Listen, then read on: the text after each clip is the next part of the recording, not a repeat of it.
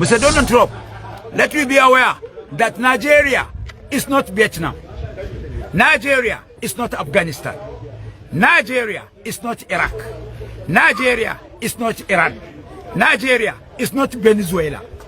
If you attempt to encourage and make aggression and send your armed forces to Nigeria to wage war, it's an unscrupulousness. But be aware that our mosquitoes, they are waiting for your soldiers to bite them and infect them with malaria fever to die instantly. Iran war fallout. While the world is watching US-Israeli strikes on Iran, something else is happening quietly inside Nigeria. Shia groups in Nigeria are protesting in northern Nigerian cities. According to recent public statements and media reports, Iranian flags are appearing on Nigerian streets. Iranian flags, look at it, they appear on Nigerian streets. And Nigerian influential Islamic clerics and a couple of Christian pastors are openly calling for negotiation. Those ones associated with Tinubu, no confrontation with terrorists. At the same time, what many critics describe as a confused and weakened Nigeria's National Security Advisor Nuhu Ribadu is facing growing pressure over allegations, policy confusion, and questions about the government's true security strategy. This is the Ofion Okwa Show, ladies and gentlemen. So tonight, we must ask a difficult question. Is Nigeria the next arena where global conflict could spill over, where missiles and bombs will drop? Is Nigeria next? Because history has just taught us something very important. Please, stay with me.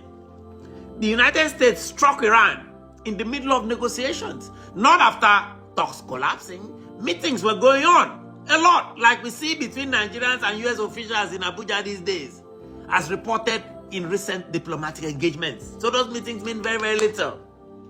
And that lesson, ladies and gentlemen, matter if Nigeria's leadership believes what some analysts describe as a balancing between powerful northern caliphate groups, ethnic warlords, negotiations with armed Islamic terrorist groups, and shifting foreign alliances, like suddenly having Tinubu travel to Turkey to make America jealous and satisfy the anti-American Sheikh Gumi. Does that guarantee stability? They may be misunderstanding how power actually works in today's world. Tinubu is. This is 2026, not 1976. Is political waffling and causing up to another group, powerful Islamic Shiite movement at home by Bola Tinubu, a strategy for peace as alleged by his critics? Or a dangerous path that could one day give Nigeria its own geopolitical Shiite? Those Shiites are linked with Iran. So Nigeria's reckoning is coming. Let's talk. Let's talk. Segment 1, the global trigger. The United States and Israel launched coordinated, as you all know by now, coordinated strikes targeting Iranian-linked assets. Soon after, reports emerged of the death of Iran's supreme leader, a figure whose influence extends beyond Iran's border. Across parts of northern Nigeria, members of the Islamic movement in Nigeria, it's called IMN, take to the streets. They were all in the streets. We all saw them in solidarity protests using the Shiite flag. Look at the Shiite flag there. Iranian flags, portraits of revolutionary leaders, anti-Western messaging. Let that sink in. Some viewers argue that Tinubu appears reluctant to arrest them. Tinubu, arrest those people. A Middle East conflict, and Nigerian streets are reacting emotionally and politically on Nigerian streets, financed by Nigeria. This is no longer distant foreign policy, Mr. President. This is global geopolitics entering Nigeria's domestic space. And when international ideological conflicts begin appearing inside local politics, history tells us something very clear. Security challenges rarely remain theoretical for long. This is not looking good. Issue 3. Ribadu under pressure. Now, we arrive at the center of the storm. Nigeria's National Security Advisor, whom Tinubu has gone out of his way to praise recently, praises him because Tinubu wants to send a message that this is his boy. In recent months, Ribadu has been central to renewed security cooperation with the United States, intelligence sharing, counter-terror discussions, and international coordination. That is what is on paper. That is what is putting out. But critics speculate. Ribadu, who was posturing in front of U.S. Secretary of State Marco Rubio to avoid additional missile strikes after Sokoto Christmas present was sent from Trump to the Emir in Sokoto. Many Nigerians interpreted this as a move towards a tougher security posture. But suddenly, controversy has erupted. We have new controversies.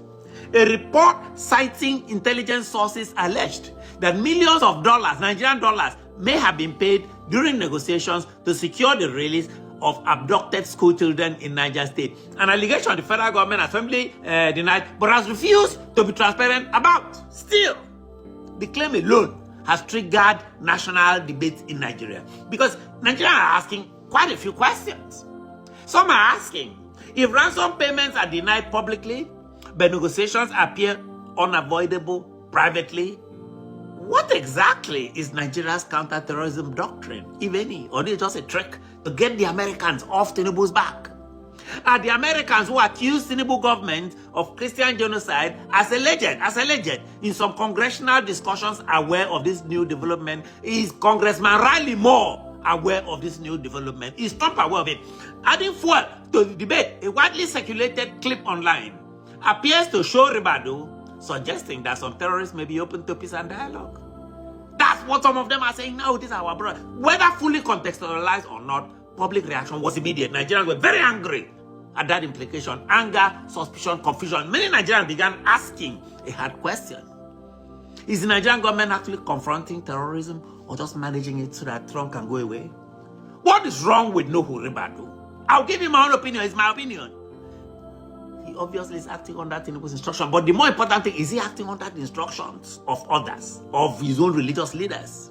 Is that what is going on? You know, Nigerians, when government says security is under control, citizens quietly begin charging their power bank for their food because experience has taught us that reassurance sometimes means preparation.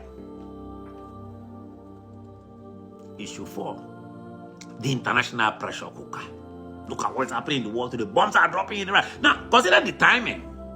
As this debate unfolds, a senior U.S. Treasury official arrives in Abuja to discuss terrorist financing and security cooperation. That happened in Iraq too. That kind of thing happened with all kinds of meetings in the Middle East about Iran. At the same time, Nigerian media reports that the U.S. Congressional Panel, Nigerian media reports, has raised concerns about violence and religious persecution in Nigeria, with discussions of possible diplomatic and other consequences, repercussions. It's in the full Riley report. Nigeria's success suddenly finds itself squeezed from multiple directions.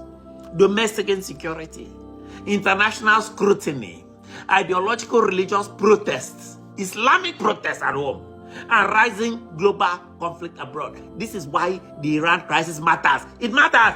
Things don't matter until they actually matter. Global conflicts do not stay confined to geography. They travel through space. They travel through ideology, through alliances, through perception, and sometimes through miscalculation. Look at the Iranian flag, ladies and gentlemen, that I'm putting up here. So that brings us to the big question.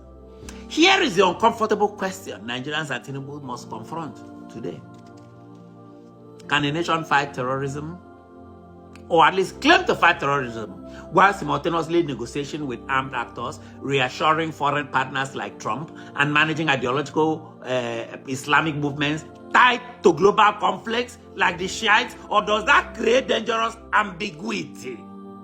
History shows that powerful nations do not always wait for negotiation to conclude before acting. Trump has demonstrated this. Sometimes decisions come suddenly, decisively, without warning, even in the middle of negotiations. If Nigeria believes that balancing every pressure on the Nigerian political tricks by Nigerian officials, they may be underestimating how quickly geopolitical realities can change in a twist. And Nigerians must ask themselves, are they building security clarity, or are they being taken for a ride by Tinubu and Ribadu? Are they drifting in strategic confusion? These are the questions Nigerians must ask today. And we ask these questions in the Ofion Okwa Show because we want answers. So subscribe, comment, turn on notifications. This is the Ofion Okwa Show. We don't just report events. We track where they lead us, we can see. We know more than we are saying on screen. I remain the voice of the voiceless. I am your independent voice, telling fearless truths. I am Ofion Akwa. Take care of yourselves. Take care of each other. Make we go.